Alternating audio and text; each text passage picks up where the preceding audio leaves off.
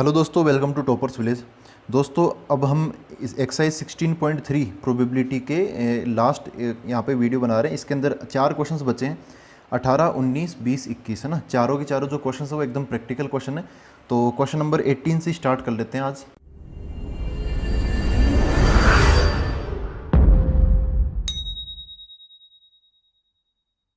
तो दोस्तों, question number 18 ये है, in class 11 of a school 40% of the students study mathematics and 30% study biology.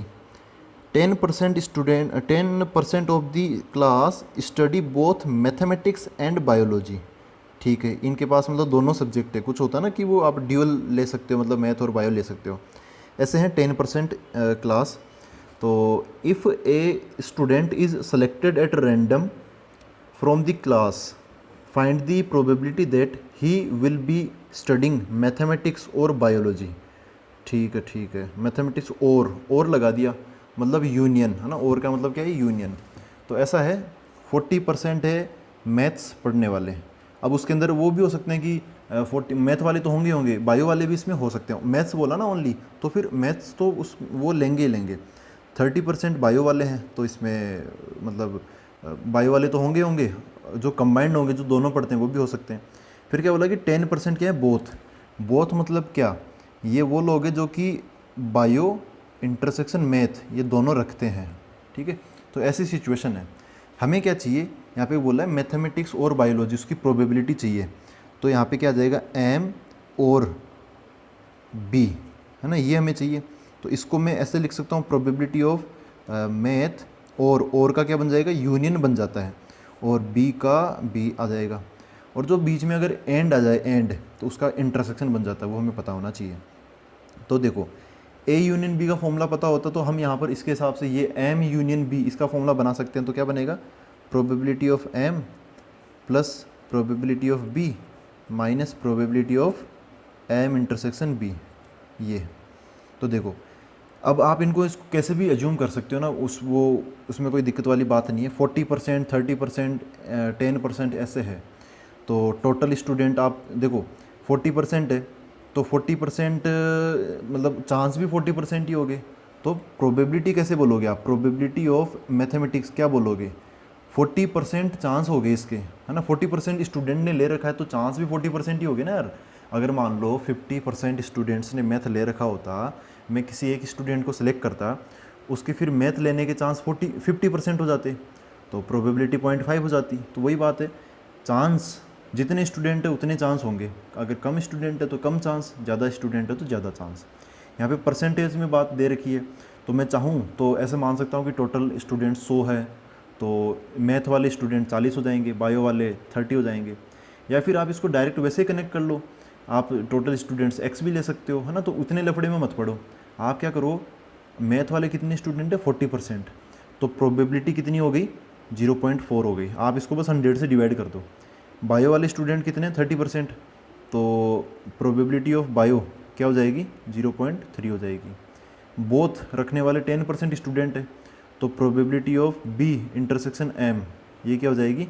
10% को आप 10 को 100 से डिवाइड कर दो तो 0.1 मिल जाएगा। परसेंटेज का प्रोबेबिलिटी से डायरेक्ट लिंक होता है। परसेंटेज वाली मतलब चांस वाली चीज़ों को 100 से डिवाइड करोगे तो प्रोबेबिलिटी में कन्वर्ट हो जाएगा। 100% मतलब 1 प्रोबेबिलिटी, 0% मतलब 0 प्रोबेबिलिटी। ठीक है, तो ये सारी चीज़ें आप अब यहाँ पे डाल सकते हो। तो प्रोबेबिलिटी ऑफ मैथ्स और बायो मतलब एम यूनियन बी क्या बन जाएगा? पी एम मतलब 0.4 प्लस पी बी मतलब 0.3 माइनस, तो माइनस एम इंटरसेक्शन बी, तो मतलब वही आ गया, बी इंटरसेक्शन एम बोलो या एम इंटरसेक्शन बी बोलो, बात तो वही है, 0.1 ऐसा बन जाएगा। तो ये कितना हो गया? 0.7 माइनस 0.1, 0.6 ये बन जाएगा। ठीक है, तो ऐसे आप निकाल सकते हो। इसमें अगर आपको कन्फ्यूजन होगा तो यहाँ हो सकता है 40% से आप 0.4 कैसे लिख दिया। तो देखो दोस्तों, प्रोबेबिलिटी 0 से 1 के बीच में होती है ना। और जो चांसेस होते हैं वो तो 0 से 100% के बीच में होते हैं। तो 100% मतलब 1 प्रोबेबिलिटी, तो 40% मतलब 0.4 प्रोबेबिलिटी, 30% मतलब 0.3 प्रोबेबिलिटी, 10% मतलब 0.1 प्रोबेबिलिटी। और देखो यहाँ पे प्रोबेबिलिटी कितनी आई? 0.6, इसका मतलब चांस कितने हो गए? 60% हो गए। तो वही बात है, ऐसे आप इजीली कर सकते हो। अब हम देखते हैं अगला क्वेश्चन, क्वेश्चन नंबर 19 देखते हैं। तो दोस्तों क्वेश्चन नंबर 19 ये है, in an entrance test that is graded on the basis of 2 examinations the probability of a randomly chosen student passing the first examination is 0.8। मतलब 2 एग्ज़ाम है, 2 एग्ज़ाम में जो फिर ऐसे पास कर जाएगा तो वो फिर अपना क्या बन जाएगा, एग्ज़ाम एक एंट्रेंस टेस्ट पास कर लेगा ऐसे है। तो फर्स्ट एग्जामिनेशन को पास करने के की प्रोबेबिलिटी कितनी है, 0.8, मतलब 80% चांस है। And the probability of passing the second examination is 0.7। ठीक है, दूसरे एग्ज़ाम को पास करने के 0.7 प्रोबेबिलिटी है। The probability of passing at least one of them is 0.95। कम से कम एक एग्ज़ाम पास कर ले, इसके चांस, इसके प्रोबेबिलिटी क्या है, 0.95 है, मतलब 95% चांस है। What is the probability of passing both, both मतलब इंटरसेक्शन पूछ लिया अब यहाँ पे कॉमन बोथ। ठीक है, तो ऐसा है यहाँ पे E1 जो मैंने ऐसा बोल दिया, एग्ज़ाम 1 है ना, उसको पास करने का 0.8 है, तो मैंने प्रोबेबिलिटी ऑफ E1 बोल दिया। प्रोबेबिलिटी ऑफ E2 वो पॉइंट अपना 7 हो गया। ठीक है, अच्छा फिर क्या है, probability of passing at least one of them, तो ये क्या हो जाएगा 0.95, ये क्वेश्चन में दे रखा है। अब क्या पूछ लिया, प्रोबेबिलिटी ऑफ बोथ पूछ लिया। ठीक है, अब देखो इन चीज़ों का क्या मतलब, अब मैं एक एक चीज़ आपको बताता हूँ। यहाँ पे इसको सबसे बढ़िया है कि आप इवेंट डायग्राम से समझो, ऐसे है तो ये वाला समझो कि ये अपना E1 एग्ज़ाम है, ये वाला E2 एग्ज़ाम पास करने का है, ऐसा ऐसा है ना। तो ऐसा है कि ये टोटल हो गया। कुछ बच्चे ऐसे होंगे जो कि एक भी एग्ज़ाम पास नहीं करेंगे, तो वो E1 और E2 के गोले से बाहर होंगे। ये E1 वाले गोले वाले कौन है, वो हैं जो कि E1 एग्ज़ाम पास कर जाते हैं, और E2 वाले कौन है, जो E2 एग्ज़ाम पास कर जाते हैं। ओनली इधर वाले ये स्टूडेंट कौन है, जो कि E1 एग्ज़ाम पास करते हैं, E2 नहीं कर पाते। बीच वाले कौन है, जो कि E1 भी पास कर जाते हैं और E2 भी पास कर जाते हैं। यहाँ पे बोथ बोला ना, तो हमें ये वाली चीज़ पूछी जा रही है। और ये वाले स्टूडेंट कौन है, ये इधर वाले जो कि E2 एग्ज़ाम पास करते हैं लेकिन E1 पास नहीं कर पाते, इधर से दूर है ना। हाँ, तो ये हो गया। अब देखो इसका मीनिंग क्या है, इसका तो आप समझ गए कि हमें क्या पूछा है, हमें पूछा है बोथ मतलब E1 इंटरसेक्शन E2, ये हमें पूछा है, तो ये हम अभी निकाल लेंगे। देखो passing at least one of them, at least का मतलब समझ जाओ, क्वेश्चन समझ जाओगे आप। एटलीस्ट का मतलब क्या होता है, कम से कम। Passing at least one of them, कम से कम उनमें से एक एग्ज़ाम पास करने की प्रोबेबिलिटी क्या है, 0.95। देखो कम से कम एक एग्ज़ाम पास कर जाए, इसका मतलब एक से कम वाले केस तो नहीं आएंगे, कम से कम एक मतलब एक वाला आ जाएगा, और ज़्यादा मतलब 2 वाला आ जाएगा। 2 ही तो एग्ज़ाम है, और क्या होगा। तो इसका मतलब क्या है, यहाँ पर देखो इसका मतलब ये है कि इसके अंदर कोई भी सी भी एग्ज़ाम हो, वो पास करने वाले स्टूडेंट आ जाएंगे। मतलब इधर E1 पास करने वाले भी आ जाएंगे, E2 पास करने वाले भी आ जाएंगे, और दोनों पास करने वाले भी आ जाएंगे। एटलीस्ट मतलब क्या होता है, कम से कम। ठीक है, कम से कम हिंदी में मैं लिख रहा हूँ। तो इसमें एक एग्ज़ाम पास करने वाले भी आ जाएंगे और दोनों एग्ज़ाम पास करने वाले भी आ जाएंगे। इसका मतलब ये क्या है, ये पूरा देखो, ये पूरा कवर कर दिया ना, ये पूरा कवर कर दिया। इसका मतलब क्या है, मैंने E1 यूनियन E2 बना दिया। तो passing at least one of them मतलब E1 यूनियन E2, ये दे रखा है। Probability of E1 union E2 ये कितना दे रखा है, 0.95। तो अब अपनी डिक्शनरी में ना एक और चीज़ जोड़ लेना। अगर ऐसा आए कि प्रोबेबिलिटी ऑफ E1 और E2 ऐसा आ जाए, या फिर ऐसी वर्डिंग मिल जाए आपको, एटलीस्ट वन ऑफ E1 और E2। ठीक है, E1 या E2 में से कम एक पास कर ले, तब भी इसका मतलब यही होगा, यूनियन। तो ये समझ गए आप, ये दे रखा है 0.95। अब तो देखो, अब तो चीज़ें आसान हो गई। E1 की प्रोबेबिलिटी दे रखी है, E2 की दे रखी है, E1 यूनियन E2 की दे रखी है, इंटरसेक्शन की पूछ ली। तो मैं क्या करूँगा, E1 यूनियन इंटरसेक्शन है ना, सॉरी E1 यूनियन E2, इसका मैं फॉर्मूला लगा दूंगा। तो इसका फॉर्मूला क्या होता है, यहाँ पर इसकी वैल्यू रख दूंगा ना, इसके क्या बन जाए, P E1 plus P E2 minus P E1 intersection E2, ये बन जाएगा बराबर कितना, 0.95, ये हो गया। तो अभी क्या करें, प्रोबेबिलिटी ऑफ E1 कितना, 0.8 प्लस प्रोबेबिलिटी ऑफ E2 कितना, 0.7 माइनस E1 इंटरसेक्शन E2, इसकी प्रोबेबिलिटी कितनी है वो तो हमें चाहिए, तो इसको तो होल्ड पे रखो। E1 इंटरसेक्शन E2 बराबर ये 0.95। तो अब मैं डायरेक्ट इसकी वैल्यू निकाल लेता हूँ। Probability of E1 intersection E2 ये मैं चाहिए बोथ पास करने की प्रोबेबिलिटी, तो इसको मैं उधर भेज दूंगा और उसको इधर ले आऊँगा। अब हमने खतरनाक चीज़ें तो सोल्व की है, तो ये तो छोटी सी बात है, तो इसको मैं डायरेक्ट लिख देता हूँ। ये 0.8 है और 0.7 है, इन दोनों को अगर मैं जोड़ूंगा तो 1.5 मिल जाएगा। 0.95 उसमें से माइनस होगा तो 1.5 में से ये माइनस करूँगा तो 0.55 0.55 ये हमें मिलेगा। तो आई होप ये आप समझ गए हो। एटलीस्ट वन ऑफ देम का मतलब यही है, अकेले एक एग्ज़ाम पास कर लो या फिर दोनों एग्ज़ाम पास कर लो, कम से कम एक एग्ज़ाम पास करना है। तो अकेले एक एग्ज़ाम कर लो या फिर दोनों कर लो, बात वही है। तो E1 यूनियन E2 ये है ना, इसकी ये बात की जा रही है यहाँ पे। ये जो पूछा है ये तो अलग ही चीज़ है, ये तो हम यहाँ पर हमने निकाल ली। तो ऐसा हुआ क्वेश्चन नंबर 19। अब 20 देख लेते हैं। देखो दोस्तों, क्वेश्चन नंबर 20 में ये है, the probability that a student will pass the final examination in both English and Hindi. देखो एंड लगा दिया तो ये इंटरसेक्शन की बात कर दी यहाँ पर, is 0.5 and the probability of passing neither is 0.1। मतलब इनमें से एक भी एग्ज़ाम पास ना करे, तो ऐसा तो इसके अंदर आया है पहली बार, एक भी एग्ज़ाम पास ना करे इसकी प्रोबेबिलिटी क्या है, 0.1 है। दोनों एग्ज़ाम पास करे उसकी क्या है, 0.5 है। If the probability of passing the English examination is 0.75, English की एग्ज़ाम पास कर ले उसकी क्या प्रोबेबिलिटी है, 0.75 है। फिर क्या पूछिए, what is the probability of passing the Hindi examination, Hindi को पास करने की प्रोबेबिलिटी यहाँ पर पूछी है। तो देखो इंग्लिश एंड हिंदी दोनों को पास कर जाए उसकी प्रोबेबिलिटी 0.5 है, इसका मतलब इंटरसेक्शन यहाँ पे दे रखा है। एक भी पास ना करे तो इसको भी मैं डिटेल में डिस्कस करूँगा, इसकी क्या है 0.1। Probability of English 0.75, probability of Hindi हमें पूछा है। तो देखो ऐसा समझो, नीदर को अभी मैं बताता हूँ, पहले आप एक वेन डायग्राम से इस क्वेश्चन को समझो। जैसे ये है इंग्लिश और ये क्या है, हिंदी, और ये अपना पूरा सैम्पल स्पेस हो गया। इस पूरे की प्रोबेबिलिटी क्या है, 1, तो 1 से ज़्यादा प्रोबेबिलिटी होती नहीं है। तो देखो दोस्तों, यहाँ पर वो स्टूडेंट आएगा इस पोर्शन में ना, इसके अंदर इधर कि जो ओनली इंग्लिश पास करते हैं, हिंदी पास नहीं करते। इधर वो आएंगे जो कि ओनली हिंदी पास करते हैं, इंग्लिश पास नहीं करते। और इधर वो आएंगे जो कि इंग्लिश और हिंदी दोनों ही पास करते हैं। तो यहाँ पर ये जो पोर्शन है ना वो दे रखा है यहाँ पे 0.5, ई इंटरसेक्शन एच। फिर यहाँ पे क्या बोला, नीदर, तो probability of neither passing any of the exam मतलब 0.1 है, मतलब कोई भी एग्ज़ाम पास ना करे। तो अगर आप जब तक यहाँ पर इसकी बात करोगे तो इस पोर्शन के अंदर कोई ना कोई एग्ज़ाम पास की जा रही है, भले ही अकेली इंग्लिश पास करें या फिर अकेली हिंदी पास करें या फिर इंग्लिश और हिंदी दोनों पास करें, तो कोई ना कोई एग्ज़ाम तो इसके अंदर पास की ही जा रही है। फिर ये नीदर ये कहाँ पे जाएगा, मतलब एक भी एग्ज़ाम पास ना करे, तो फिर ये जाएगा इस रेक्टेंगल के तो अंदर ही रहेगा, जो भी होगा वो इसके अंदर ही होगा, कहानी इसके अंदर ही होगी। लेकिन इन दोनों सर्कल्स के बाहर, मतलब ये जो पोर्शन दिख रहा है ना आपको, ये बाहर की तरफ, ये वाला जो पोर्शन है ये इनके बाहर की तरफ, ये वाला है नीदर का। तो इसकी प्रोबेबिलिटी कितनी दे रखी है, 0.1 दे रखी है। अब इसको निकालने के क्या तरीके हैं, ये जो मैंने रेड वाला जो मार्क किया है ना, ये जो रेड वाला मैंने मार्क किया है, ये जो भी मैंने इस प्रकार रेड वाला ऐसे मार्क किया, वो क्या है अपना इंग्लिश यूनियन हिंदी है।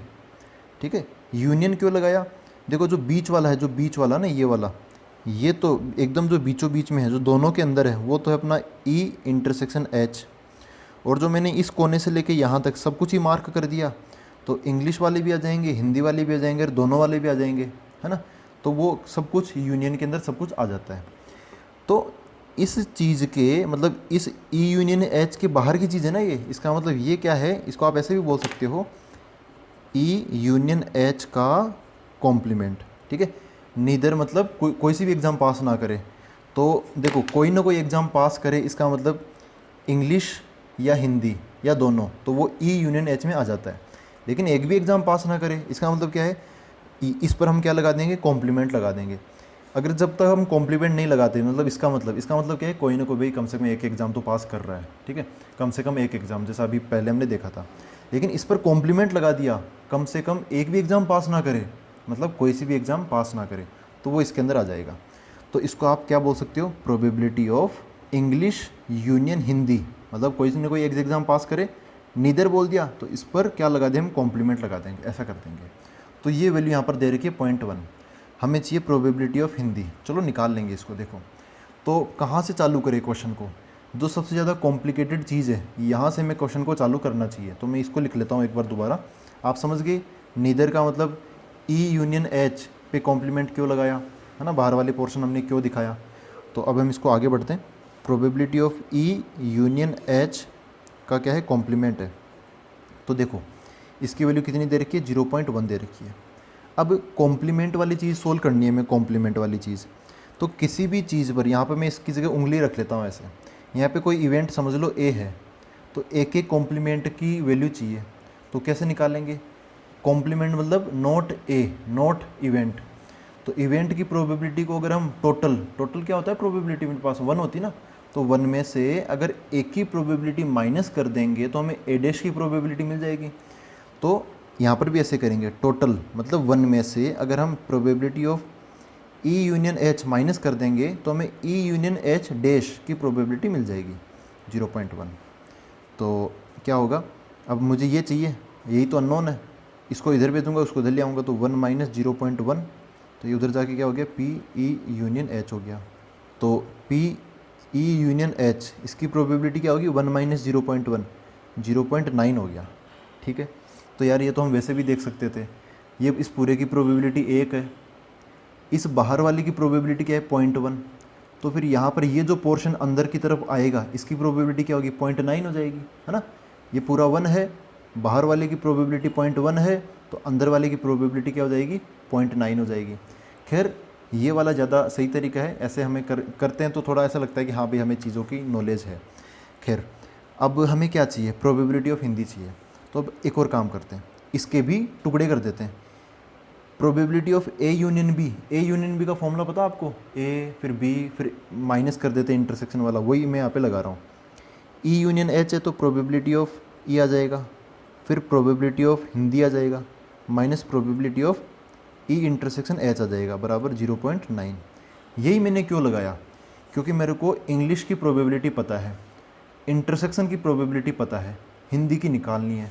तो पहले से दिमाग में चलने लग गया कि यार यूनियन है तो यूनियन का एक तो फॉर्मूला लगता है, इंग्लिश का आ जाएगा, हिंदी जो हम चाहते हैं वो आ जाएगा, इंटरसेक्शन जो क्वेश्चन में दे रखा है वो आ जाएगा। तो यहाँ पे अब रख देते हैं चीज़ें, इसलिए यहाँ पर किया है ऐसा। तो प्रोबेबिलिटी ऑफ ई इसकी जगह आ जाएगा कितना, 0.75, तो 0.75 प्लस फिर आएगा प्रोबेबिलिटी ऑफ हिंदी, वो तो हम चाहिए, minus probability of A E intersection H, वो कितना है 0.5, और आर एच एस में कितना अपना 0.9, तो यहाँ पे 0.9 आ जाएगा। तो यहाँ पर इसको सोल्व कर, ये चाहिए तो इन सबको उधर भेज देता हूँ, पहले इनको सोल्व कर लो यार। 0.75 और इसको माइनस करूँगा तो 0.25 प्लस यहाँ पे प्रोबेबिलिटी ऑफ हिंदी बराबर 0.9, तो ये बच गया पी एच, ये उधर जाके माइनस हो जाएगा, तो 90 में से अगर ये 25 माइनस करेंगे तो 0.65 हमें मिल जाएगा। ठीक है, तो ये ऐसा हो गया अपना क्वेश्चन नंबर 20। अब देखते हैं 21। तो दोस्तों क्वेश्चन नंबर 21 ये है, in a class of 60 students 30 opted for NCC. एक क्लास है उसमें टोटल 60 स्टूडेंट्स है, उसमें से 30 जो स्टूडेंट है उन्होंने एनसीसी लिया है, और 32 मतलब 32 स्टूडेंट्स ने एनएसएस लिया है, and 24 opted for both NCC and NSS. जो 24 स्टूडेंट है उन्होंने एनसीसी और एनएसएस दोनों लिए हैं। तो ऐसे मत समझना कि यार ये तो 60 स्टूडेंट है, ये ज़्यादा कैसे हो गए अब यहाँ पे। तो देखो सेट वाली प्रॉब्लम है, जो सेट था ना अपना पहला चैप्टर, वैसे ही प्रॉब्लम है। कुछ स्टूडेंट यहाँ पे कॉमन है ना, कॉमन दोनों ले रखे हैं, तो वो भी इन्हीं में से ही हैं 60 स्टूडेंट में से। अच्छा ऐसा भी हो अभी मिलेगा आपको कि कुछ स्टूडेंट ऐसे होंगे जो जिन्होंने कुछ भी नहीं लिया है ना, वो भी यहाँ पे बचे होंगे इन्हीं 60 में से। फिर क्या बोला है, if one of these students is selected at random find the probability that. In 60 student में से हम एक स्टूडेंट चुनते हैं, तो बताना है कि इन सब की प्रोबेबिलिटी क्या है। तो वैसे तो वेन डायग्राम पे जाएगा अब ये क्वेश्चन, और थोड़ा आसान भी हो जाएगा ये। क्या बोला, the student opted for NCC और एनएसएस, और लगा दिया मतलब यूनियन पूछ लिया, नाइदर नोर, तो ये तो बाहर ही हो गया, दोनों से बाहर हो गया। और फिर क्या बोला कि student has opted NCC NSS but not NCC, तो ये माइनस करने वाला हो गया। तो चलो करते हैं अब इसको, वेन डायग्राम पे बना लेंगे इसको, चलो वैसे बना लेते हैं। देखो यहाँ पर ऐसा है, वेन डायग्राम बना लेता हूँ मैं एक। टोटल कितने स्टूडेंट है इसके अंदर, 60 स्टूडेंट्स हैं। ऐसे 2 बना लिया मैंने, ठीक है ऐसे। और ऐसे कर लेता हूँ यार, थोड़ा शॉर्ट फॉर्म में बना लेते हैं। एनएसएस को मैं एस से रिप्रेजेंट कर देता हूँ, और एनसीसी को मैं सी से रिप्रेजेंट कर देता हूँ, क्योंकि एन तो दोनों में ही है। ऐसा हो गया। फिर क्या बोला है, जो अब देखो यहाँ पर ना प्रोबेबिलिटी नहीं दी है पहले से क्वेश्चन के अंदर, ध्यान से देखना, ये प्रोबेबिलिटी नहीं है, ये नंबर ऑफ़ स्टूडेंट्स है। तो प्रोबेबिलिटी अभी हमें निकालनी पड़ेगी, ऐसा डायरेक्ट नहीं कर पाएंगे हम। तो ये नंबर ऑफ़ स्टूडेंट्स है, तो टोटल स्टूडेंट्स कितने हैं, टोटल स्टूडेंट्स कितने हैं 60। जो जिन्होंने NSS ज्वाइन कर रखा है वो है 32, तो मैं NS कर देता हूँ, है ना, NSS मतलब S। तो number of students in NSS वो कितने हैं 32, और number of students in NCC वो कितने हैं 30, तो NC यहाँ पे 30 हो जाएगा। ये टोटल है, तो इसको मैं क्या बोल देता हूँ, ये टोटल T बोल दिया इसको। तो अब प्रोबेबिलिटी निकाल लेते हैं पहले, प्रोबेबिलिटी ऑफ, अच्छा एक और चीज़ दे रखी है, 24 ऑप्टेड बोथ, NCC है ना वो सब है, तो ये NSS भी ऑप्टेड कर रखा है और ये NCC भी ऑप्ट कर रखा है, तो क्या हो जाएगा S इंटरसेक्शन C, ये ऐसे 24 स्टूडेंट है, तो ऐसा बन गया। अब हम इन चीज़ों को प्रोबेबिलिटी में अपडेट कर देते हैं, ये तो अभी नंबर ऑफ़ स्टूडेंट्स में है ना डेटा, तो प्रोबेबिलिटी में अपडेट करें तो सबसे पहले S की प्रोबेबिलिटी निकाल लेते हैं। तो इसमें क्या आएगा, S मतलब NSS में कितने स्टूडेंट वो तो आ जाएंगे ऊपर, और जो टोटल स्टूडेंट है वो नीचे आ जाएंगे। ऐसे में प्रोबेबिलिटी ऑफ C मतलब NCC में कितने स्टूडेंट, NCC वालों की प्रोबेबिलिटी क्या है, तो उसके लिए number of candidates in NCC वो ऊपर आ जाएंगे और नीचे की तरफ टोटल आ जाएगा। और ऐसे में दोनों की प्रोबेबिलिटी निकाल लेता हूँ, प्रोबेबिलिटी ऑफ जो NSS में है बोथ NSS एंड NCC, तो वो इंटरसेक्शन में आ जाएंगे। तो इसके अंदर क्या होगा, ये वाले NS इंटरसेक्शन C वो ऊपर आ जाएंगे और नीचे की तरफ NT टोटल नीचे आ जाएंगे। तो देखो NS ये हो गया अपना 32 डिवाइड बाई नीचे के NT, ये टोटल कितना 60, ये यहाँ पे आ जाएगा बराबर। और फिर NC कितने 30 स्टूडेंट है NCC वाले, डिवाइड बाई नीचे 60 आ जाएगा। और उसके बाद में ये इंटरसेक्शन वाले 24 है, तो 24 स्टूडेंट ऊपर आ जाएंगे, नीचे की तरफ कितना आ जाएगा 60 है, तो 60 आ जाएगा। ठीक है, कट करो तो करो वरना रहने दो, मैं कट अभी नहीं कर रहा क्योंकि फिर कट करेंगे तो अलग अलग तरीके से कटेंगे, फिर बाद में एलसीएम लेने का लफड़ा होगा, तो मैं कट नहीं कर रहा, इसको ऐसे ही छोड़ रहा हूँ। आगे लास्ट में फाइनल आंसर देते टाइम कट कर लेंगे, अभी मत कट करो। ठीक है, मतलब कट करने में, डिवाइड करने में इतनी हमें जल्दीबाजी नहीं दिखानी चाहिए, कैलकुलेशन का पार्ट है। तो अब देखो, अब आगे क्या पूछा है यहाँ पे, पहली चीज़ क्या पूछी है, NCC और NSS ऐसा पूछा है। वैसे आप ये चीज़ यहाँ पे समझ सकते हो, है ना, इसमें लिंक कर सकते हो, लेकिन हम इसको यूज़ नहीं ले रहे, तो अब ऐसे ही कर लेते हैं, जितना हो सकता है उसको ऐसे ही कर लेते हैं। तो दोस्तों मैंने तीनों पार्ट्स यहाँ पे लिख लिए हैं। पहला है प्रोबेबिलिटी ऑफ NCC और NSS, तो देखो और, तो प्रोबेबिलिटी क्या बन जाएगा, NCC मतलब C, और का क्या बन जाएगा यूनियन, और NSS का क्या बन जाएगा S बन जाएगा। तो probability of C union S, इसका क्या बन जाएगा फॉर्मूला, प्रोबेबिलिटी ऑफ C अलग, प्रोबेबिलिटी ऑफ S अलग, और इनका इंटरसेक्शन वो माइनस हो जाएगा, probability of C intersection SS हो गया। तो PC ये दे रखा कितना 30/60, तो 30/60 आ जाएगा, प्लस PS NSS की प्रोबेबिलिटी क्या है 32/60 माइनस इंटरसेक्शन इसकी प्रोबेबिलिटी कितनी है, S इंटरसेक्शन C बोलो या C इंटरसेक्शन S बोलो, बात एक ही है, 24/60, तो यहाँ पे 24/60 आ जाएगा। तो 60 सबका सेम LCM है, तो 60 लिख लेता हूँ। ये मिलकर कितना हो जाएगा टोटल 62 में से अगर हम 24 माइनस करें तो 36 और 38, यहाँ पे क्या आ जाएगा 38 आ जाएगा। अब आप इसको कट कर सकते हो, मैं अभी भी इसको नहीं कर रहा। Probability of neither NCC NOR NSS, देखो इसका क्या मतलब है, ना तो NCC ना NSS ऐसे हैं, ये NCC वाले आ गए, ये NSS वाले आ गए, लेकिन ना तो NCC वाला और ना NSS वाला, मतलब ये वाले बाहर वाले, तो बाहर वाले चाहिए। इसका मतलब क्या है, बाहर वाले कौन होते हैं, प्रोबेबिलिटी ऑफ ऐसे होते हैं, NCC वाले C और NSS वाले S, तो यूनियन लगा दूंगा तो ये बन जाएगा कि NCC वाले या फिर NSS वाले आ जाएंगे, लेकिन यूनियन लगाकर मैं कॉम्प्लीमेंट लगा दूंगा तो क्या बन जाएगा, नाइदर NCC नोर NSS ऐसे बन जाएगा। देखो जब तक मैंने ये यूनियन लगा रखा था, ओनली कॉम्प्लीमेंट नहीं लगाया था, तब इनके अंदर वाले थे, है ना, NCC या फिर NSS के अंदर वाले, लेकिन कॉम्प्लीमेंट लगाते क्या हो जाएगा, इनको छोड़कर बाहर वाले हो जाएंगे, मतलब ये बाहर वाले हमें चाहिए फिर, तो ये एक ही बात है। तो इसको हमें सोल्व करना है, तो कैसे करेंगे, देखो इसको ऐसे कर लेता हूँ मैं, ये कॉम्प्लीमेंट है ना, कॉम्प्लीमेंट पूरे पर कॉम्प्लीमेंट है, तो इसको 1 में से यहाँ पर जो मैंने उंगली के नीचे छुपा रखा उसकी प्रोबेबिलिटी आ जाएगी, probability of C union S ही आ जाएगी। ठीक है, तो क्या बन जाएगा 1 माइनस यहाँ पर P C यूनियन S कितना है, ये यहाँ पे निकाल रखा 38/60, तो इसको फिर एलसीएम लेके सोल्व करेंगे तो हमें क्या मिल जाएगा, ये 60 माइनस 38 22 डिवाइड बाई 60 ये मिल जाएगा। ठीक है, इसको करने का दूसरा तरीका, नाइदर एनसीसी तो प्रोबेबिलिटी ऑफ सी डैश नोर, ना तो एनसीसी ना ही एनएसएस, तो ना तो एनसीसी तो सी डैश और ना ही एंड एस डैश, ऐसे बन जाएगा।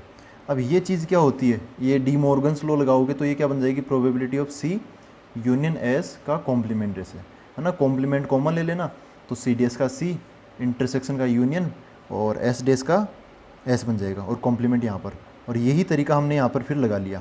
तो ऐसा समझ लो या ऐसा समझ लो, वेन डायग्राम से बात एक ही है। आंसर तो ये आएगा 22/60, बाद में कट करके सोल्व कर सकते हो। ये बन जाएगा अपना 19/30, ये बन जाएगा 11/30। और अब इसका देख लेते हैं, यहाँ पर क्या बोला है, probability of NSS but not NCC, है ना, नॉट एनसीसी। तो इसको ऐसा समझ लो, एनएसएस तो है, मतलब एस तो है, लेकिन एनसीसी वाले नहीं है, मतलब सी डैश और एस इंटरसेक्शन, है ना, एस एंड सी डैश मतलब नॉट एनसीसी, ऐसा आ जाएगा। ऐसे लिख दो, या फिर चाहो तो आप इसको ऐसे लिख दो, प्रोबेबिलिटी ऑफ एस माइनस सी, ऐसे कर सकते हो, है ना, कैसे भी कर लो, बात एक ही है। इसको अगर आपको अच्छे से समझना है तो डायग्राम को पकड़ना पड़ेगा। देखो डायग्राम क्या कहता है, इधर मैं बना लेता हूँ इसको मैं यहाँ पे समझाता हूँ। ऐसे जो छोटे मोटे टुकड़े होते हैं ना, वो सब डायग्राम से निकल जाते हैं। ये है, ऐसे है, समझो ये अपना एनएसएस वाला है और ये अपना एनसीसी वाला है ना, एनएसएस फॉर एस और ये सी के लिए एनसीसी वाला हो गया। अब कौन सा पोर्शन, किस पोर्शन का क्या नाम है, देखो जो ये पोर्शन है ना, ये वाला जो पोर्शन है जो ओनली एस के अंदर है, सी वाला आया तो उसको मैंने बनाया नहीं, तो इस पोर्शन का नाम है एस माइनस सी। इसका क्या नाम है, एस माइनस सी। जो बीच वाला पोर्शन है, तो इस बीच वाले पोर्शन को तो जानते हो आप, क्या है ये, एस इंटरसेक्शन सी है।